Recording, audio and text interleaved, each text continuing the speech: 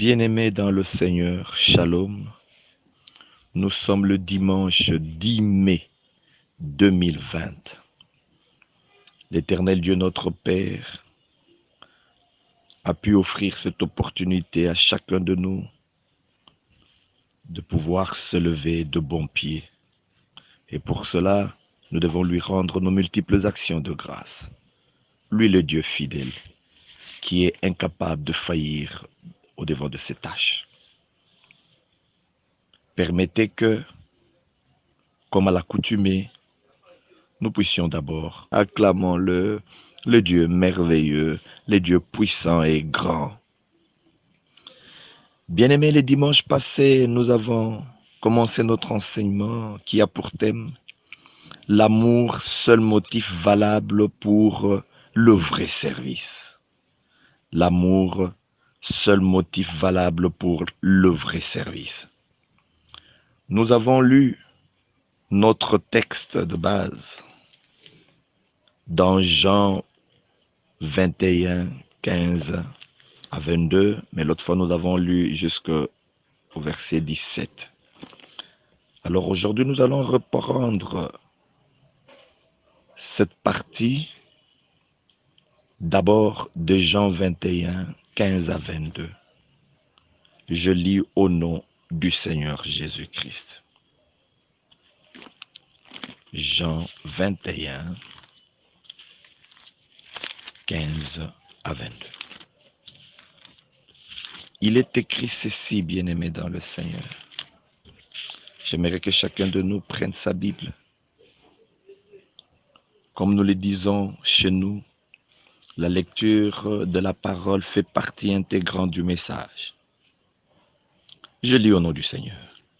Après qu'ils eurent mangé, Jésus dit à Simon-Pierre, « Simon, fils de Jonas, m'aimes-tu que ne m'aime ceci ?» Il répondit, « Oui, Seigneur, tu sais que je t'aime. » Jésus lui dit, « Paie mes brebis. » Il lui dit une deuxième fois, « Simon, fils de Jonas, m'aimes-tu » Pierre lui répondit, « Oui, Seigneur, tu sais que je t'aime. » Jésus lui dit, « Paie mes brebis. » Il lui dit pour la troisième fois, « Simon, fils de Jonas, m'aimes-tu »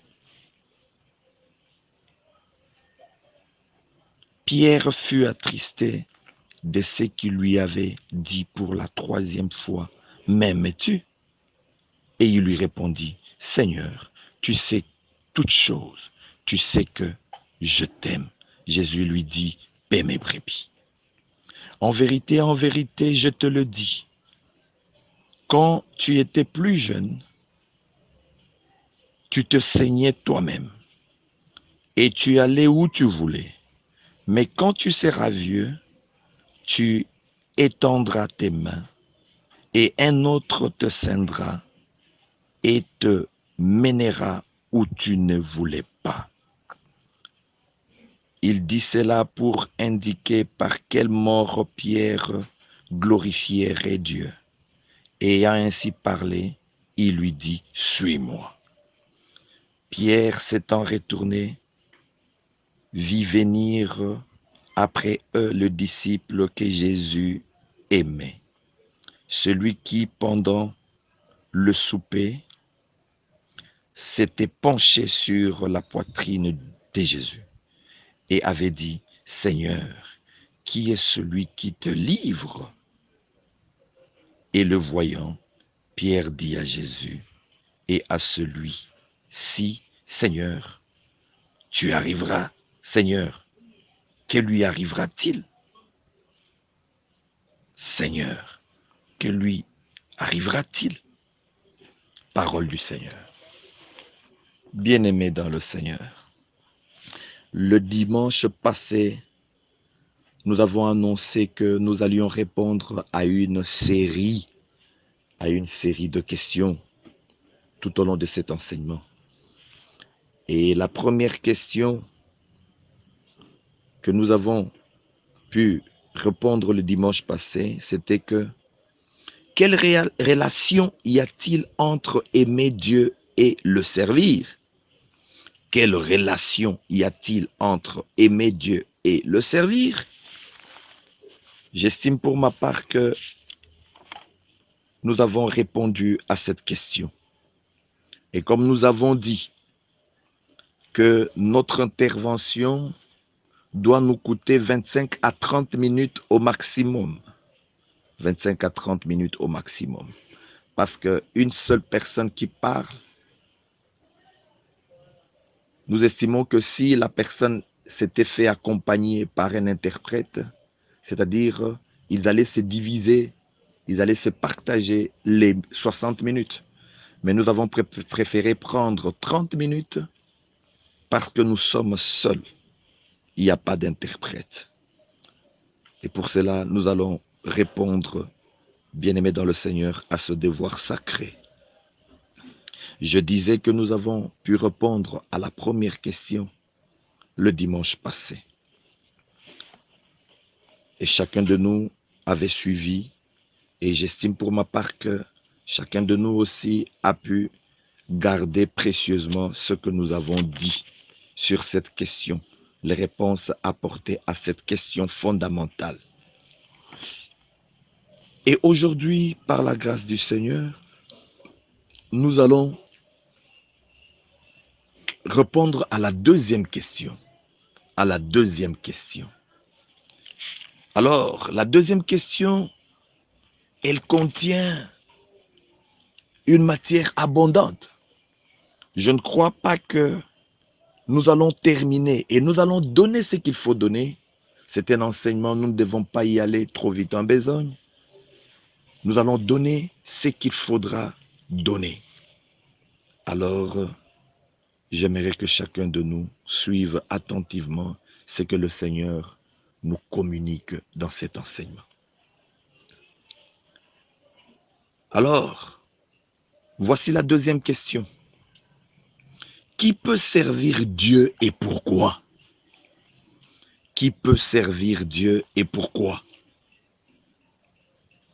Bien-aimés dans le Seigneur, si nous aimons l'Éternel, nous devons le servir. Si vous aimez l'Éternel, servez-le. Si vous l'aimez réellement, il faut absolument le servir. D'après le Seigneur Jésus-Christ, aimer et servir vont de pair. Aimer et servir vont de pair. Nous devons tous nous rappeler qu'il est venu dans ce monde pour nous servir parce qu'il nous a aimés.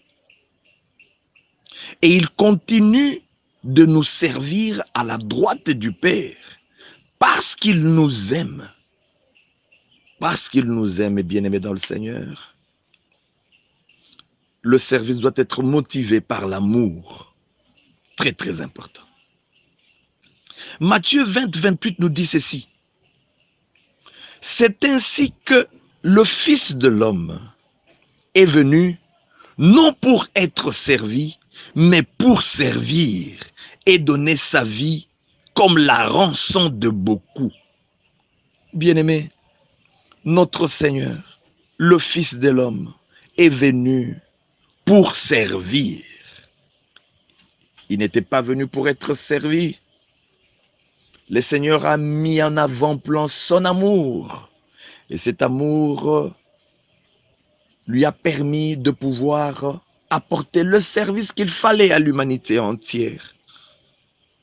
Alors, il faut que chacun de nous puisse faire preuve de beaucoup de reconnaissance à l'endroit de Dieu et de son Fils. Si vous aimez le Seigneur, vous devez le servir. C'est l'expression de notre amour pour lui et la reconnaissance pour ce qu'il a fait pour nous. Pour ce qu'il a fait pour nous. Asalela biso nyonso, bien-aimé dans le Seigneur. Osalela nga nyonso, opesanga tina e, opesanga pema e, mongongo akoyemba oh oh. Yesu nangai, Yesu kitoko, moninga malamu malamu malamu malamu Yesu, oyatango nyonso, motema nanga lelo, mosusu aza te lokola yo likonzi na moto, mosusu aza te lokola yo papa na bana, elikia na ngai, esengo na ngai, makoki na ngai, elikia na ngai, lobi kitoko, oh ndio toponi yo na nzela ya mituna, na nzela ya mituka, na kati ya maye, na nzela ya bibale, likolo na mpepo, bitumba na nzela, olongisi biso opesi elonga, otika toyemba, nzamba grandeur, nzamba koyembela, nzamba kokumisa, seyo yeso, toponi yo, oh nio, oh il est le Seigneur de gloire, il mérite la louange, l'adoration et l'exaltation. Oh, il a beaucoup fait pour nous. Le Seigneur nous a valorisés. Il nous a donné du prix. Le Seigneur a permis que le Père se permette d'élargir l'espace de la tente parce qu'il devait chercher d'autres enfants, les enfants par adoption, afin que ces enfants-là intègrent la maison. Oh, gloire à toi, mon Seigneur. Je t'aime et je suis fou de toi, Jésus. Bien-aimé, nous devons montrer à ces grands seigneurs notre reconnaissance pour tout ce qu'il a fait pour nous. Ne les servons pas pour un gain sordide. C'est le mercenariat. Quand tu les sers pour un gain sordide, c'est le mercenariat. Servons-le par amour, parce que lui nous a aimés le premier. Nous les servons. Nous ne les servons pas pour qu'ils nous bénissent. Non, nous les servons bénissent, mais nous les servons par amour et par reconnaissance, bien-aimés. Notre service doit être motivé par un amour, pas pour un intérêt comme un mercenaire. Par amour. Un mercenaire, c'est qui? Un mercenaire, c'est celui dont on trouve commode d'acheter le service ou l'usage pour une période limitée. Le mercenaire est un salarié en contrat à durée limitée, bien-aimé dans le Seigneur. Ces services ne sont pas gratis. Ces services ne sont pas gratis. Ne sers pas le Seigneur pour un intérêt. Je dois aller le servir parce que je sais qu'à la fin, je pourrai avoir ceci. Je vais aujourd'hui le servir parce que je sais que j'attends ceci de la part de qui que ce soit. Non, c'est le mercenariat. Curieusement, actuellement, dans les églises, nous retrouvons beaucoup de mercenaires. Non, je leur demande aujourd'hui, par la grâce de Dieu, de changer leur manière de voir les choses et de revenir de tout leur cœur à Dieu. Très, très important. Très, très important. Dieu veut que tu le serves comme un fils. Oh, Dieu veut que nous le servions comme un fils. Dieu veut que nous les servions comme des fils. Dieu veut que tu les serves comme un fils. Et non comme un mercenaire. Servons-le à l'exemple de Jésus-Christ, notre Seigneur et notre Sauveur. Jésus-Christ veut que nous l'aimions et soyons loyaux. L'amour et la loyauté doivent accompagner le service que nous sommes censés rendre à Dieu. Il faut que tous les disciples du Seigneur retiennent ces choses par cœur. Alors, qu'est-ce que nous représentons et qu'est-ce que le Seigneur attend de nous? Ah, qu'est-ce que nous représentons et qu'est-ce que le Seigneur attend de nous? Bien-aimés, quand nous lisons 1 Pierre 2, verset 9, 1 Pierre 2, verset 9, il est écrit ce qui suit. Vous, au contraire, vous êtes une race élue, un sacerdoce royal, une nation sainte, un peuple acquis, afin que vous annonciez les vertus de celui qui vous a appelé des ténèbres à son admirable lumière. Celui qui nous a appelés des ténèbres à son admirable lumière. Bien-aimés, ce passage nous parle du sacerdoce, le sacerdoce.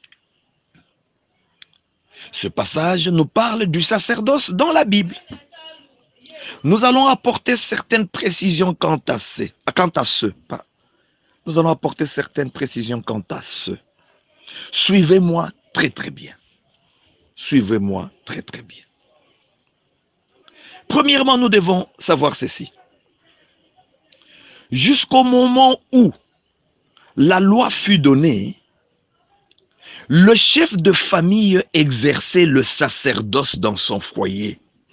Le chef de famille exerçait le sacerdoce dans son foyer. Quand nous lisons Genèse 8, verset 20, Genèse 8, verset 20, nous allons voir une illustration. Genèse nous dit ceci. Noé bâtit un autel à l'Éternel.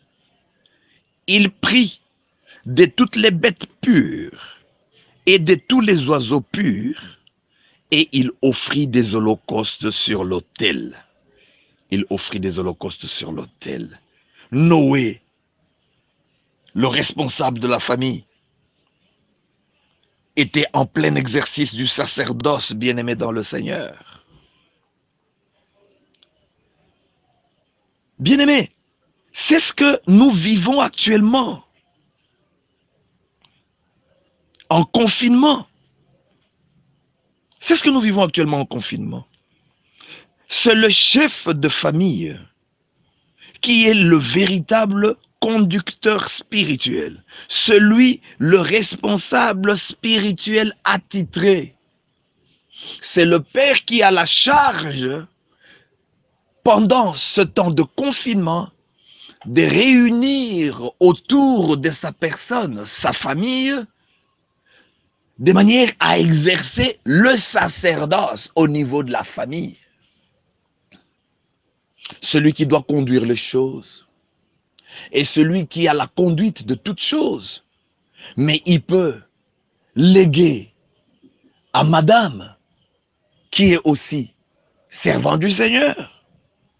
Il peut aussi confier la responsabilité aux enfants parce qu'ils sont aussi serviteurs. Mais c'est lui qui est l'autorité spirituelle au sein de la famille. Nous ne devons pas ignorer ces choses. Nous ne devons pas ignorer ces choses.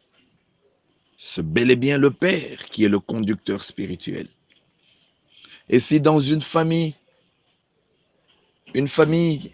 qui n'a plus de parents, le fils aîné est là, et même la fille aînée est là, et c'est elle qui aura la charge d'organiser toutes choses. Fonçons, bien-aimés dans le Seigneur. Quand nous lisons 1 Timothée 3, verset 5, 1 Timothée 3, verset 5 nous dit ceci. Si quelqu'un ne sait pas diriger sa propre maison, comment prendra-t-il soin de l'église de Dieu? Parole adressée au pasteur. Je reprends. Car si quelqu'un ne sait pas diriger sa propre maison, comment prendra-t-il soin de l'église de Dieu? 1 Timothée 3, verset 5. Là, les pasteurs, nous sommes tous interpellés. Pasteurs, écoutez-moi. Pasteurs, nous devons savoir que, ou pasteur, vous devez savoir que votre sacerdoce a comme point de départ votre foyer. Votre foyer. Avant de gérer l'église de Dieu, ce n'est pas ton église. C'est l'église de Dieu. Comme on l'a si bien précisé là. L'église de Dieu. Ce n'est pas ton église. Précision de taille. Si tu ne gères pas bien ton foyer, tu ne seras pas à la hauteur de la gestion de l'église de Dieu. Ta première église, c'est ton foyer. Gérez bien le foyer. Très cher pasteur, c'est une interpellation que le Seigneur nous adresse ce matin. Le pasteur doit très bien gérer son foyer. Le foyer bien-aimé dans le Seigneur. Nous devons considérer que le foyer, c'est la première église. Pour tout pasteur, il doit d'abord faire preuve de bonne gestion de son foyer. Bien gérer sa femme, bien gérer ses enfants, bien gérer tous ceux qui sont sous son toit. Très important. Il doit être à la hauteur de sa tâche. Il doit assumer convenablement ses responsabilités. Il ne doit pas être superficiel. Il ne doit pas tout abandonner. Non, il doit être au four et au moulin. Il doit organiser toutes choses.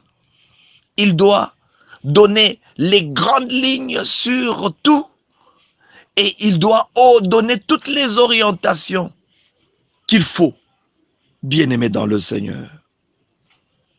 Très, très important. Pasteur, c'est le Seigneur qui nous parle ce matin. Il ne faut pas que ton foyer soit comme un marché. Non, pas un marché.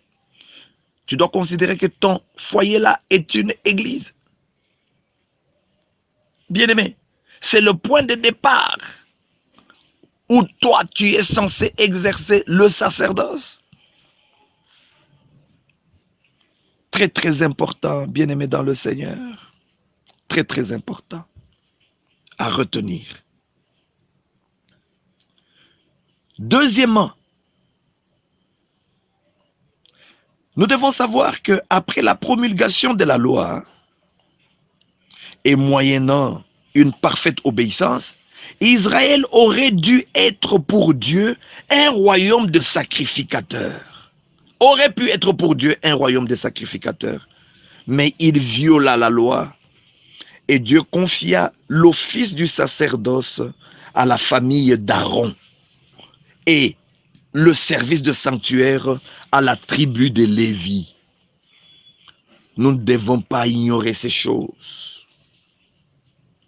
Nous ne devons pas ignorer ces choses. C'est comme ça que le sacerdoce a évolué, bien-aimé dans le Seigneur.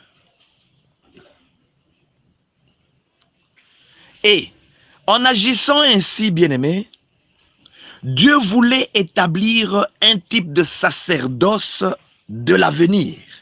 Comprenez-moi très bien.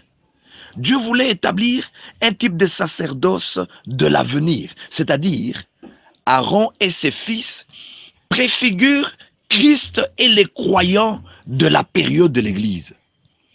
Christ est notre souverain sacrificateur, selon l'ordre intransmissible et divin de Melchisédek. Mais son ministère sacerdotal est calqué sur celui d'Aaron. Son ministère sacerdotal est calqué sur celui d'Aaron. C'est-à-dire, les fils d'Aaron préfigurent les croyants sacrificateurs du temps présent de l'Église. Du temps présent de l'Église. Apocalypse 1, 5 à 6. Apocalypse 1, 5 à 6. C'est par là que nous allons terminer. Et de la part de Jésus-Christ, le témoin fidèle, le premier-né des morts et le prince des rois de la terre, à celui qui nous a aimés, qui nous a délivrés de nos péchés par son sang et qui a fait de nous un royaume de sacrificateurs pour Dieu son Père. À lui soit la gloire et la puissance au siècle des siècles. Amen. Bien-aimés, pasteurs, ne confondez pas le sacerdoce d'Aaron et ses fils avec celui de Jésus-Christ qui est intransmissible. Suivez-moi bien. Qui est intransmissible. Ne croyez pas que celui qui doit vous remplacer doit essentiellement être votre fils biologique. Doit être votre fils biologique. Et par extension, votre femme ou l'un des membres de votre famille biologique. Non! C'est dépassé. C'est obsolète, bien-aimé dans le Seigneur. C'est caduc. Dieu peut porter le choix sur l'un d'eux. Il peut porter le choix sur l'un d'eux. Mais laissez-vous guider par Dieu pour la désignation de celui qui pourra vous succéder. Très, très important. Le leader prépare le leader. Dieu, dans sa souveraineté, il peut choisir un membre de votre famille biologique. Mais Dieu peut choisir quelqu'un d'autre. Demandez à Dieu, responsable, conducteur, vous devez demander à Dieu de temps en temps, parce qu'il vous faut préparer la relève. Parce que le leader prépare le leader. Voilà la vérité. L'Église n'appartient pas à un homme. L'Église appartient à Dieu. Et la gestion de l'Église doit se faire selon le modèle de Dieu. Et un peuple sans repère se perd. Un peuple sans repère se perd. Que Dieu bénisse sa parole. Oh, nous avons dépassé un tout petit peu le temps imparti. Nous vous prions de nous en excuser. Et pour terminer, nous allons prier. Seigneur Dieu d'amour éternel, répands ta grâce sur ton Église. Ramène ceux qui ont la charge de conduire les brebis du Seigneur. Accorde-leur la grâce de faire ce que tu attends d'eux. Éternel Dieu, répands sur les siens l'obéissance. Ne permets pas aux siens, Seigneur Dieu d'amour éternel, de diriger ton peuple en mettant de côté les repères. Les repères, nous les retrouvons dans la parole de Dieu. Et quand nous mettons de côté les repères, nous nous perdons. Père éternel, je viens demander cette grâce particulière sur ton Église. Aide-nous à faire ce que toi tu attends de nous. C'est dans le nom de Jésus que nous te demandons encore de pouvoir éloigner de nous tout ce qui peut nous rendre rétrogrades en notre qualité de serviteurs, en notre qualité de sacrificateurs. Aide-nous à être toujours à la hauteur. Permets-nous, Seigneur Dieu d'amour éternel, de marcher conformément à ta volonté. C'est alors que nous saurons te plaire, ô Dieu de mon salut.